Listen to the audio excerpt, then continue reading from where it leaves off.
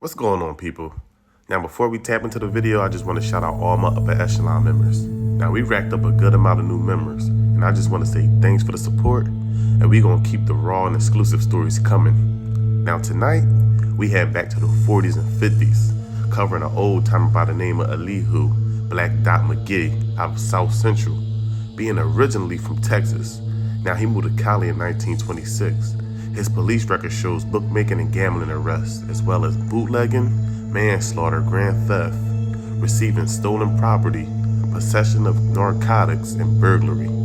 We're talking about a man, after his arrest, he made bail so fast his dinner still be warm. He had his hand in everything, just a brother trying to make $1. He was a crazy gambler.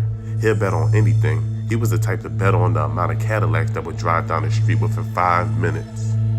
Now, in the 1940s, Mickey Cohen and Bugsy Siegel became well known and greatly feared in Los Angeles. Together, they built a West Coast crime syndicate that involved prostitution, narcotics, control of labor unions, and a horse race wire service that controlled gambling on a national scale. In 1947, Bugsy Siegel was out the picture, and everything was left in Cohen's control.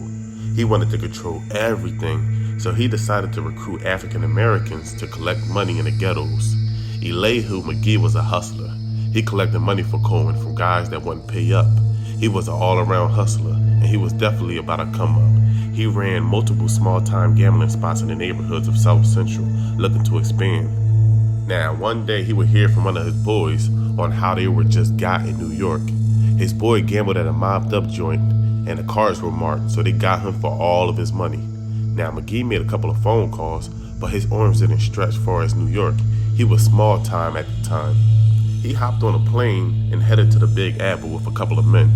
He paid the joint a visit and told them that it was in their best interest to give his friend a refund. They declined, and McGee left with his men. The very next day, McGee returned, but this time, he came alone, and he was there to get in on one of the games.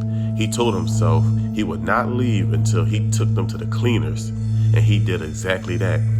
2 days of poker, even with the cards marked, little did they know he had a deck of the same cards, and he also knew the signs of their cards. He left with about $500K and jumped on the next flight to Cali.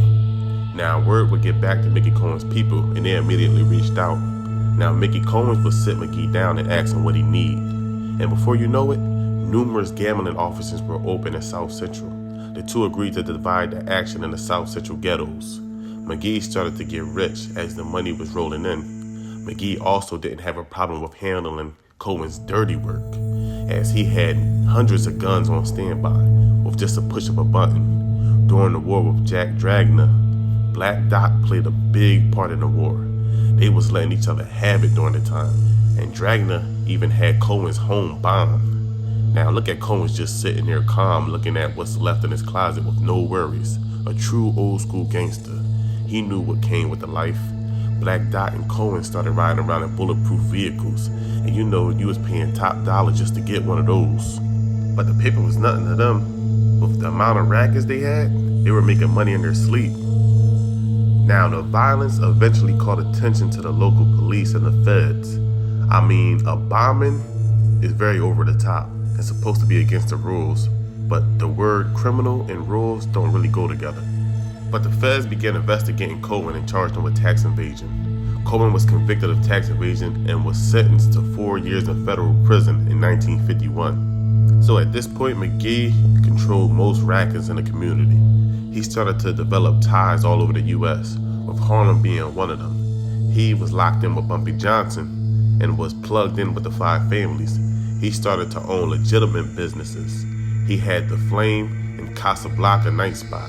He had a barbershop called Turf's, and he had a restaurant called Dot's Barbecue.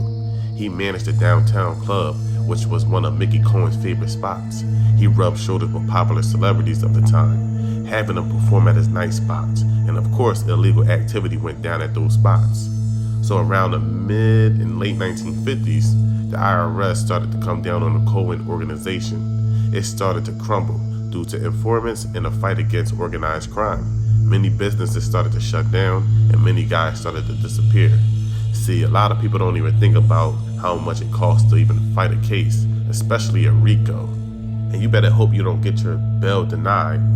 But during those times, that wasn't really happening. But all the income from the gambling rackets were gone because all the spots were being busted. Elihu Black Dot McGee, another name you don't hear much. Now, this might be the first time you're hearing about him. Now, when you research him, they claim him to be the Bumpy Johnson of LA, which could be an insult for someone that made their own name for themselves. That's just like calling John Gotti the Al Capone of New York. But that's it for tonight. Don't forget to like, comment, subscribe. If you're new, I'm out.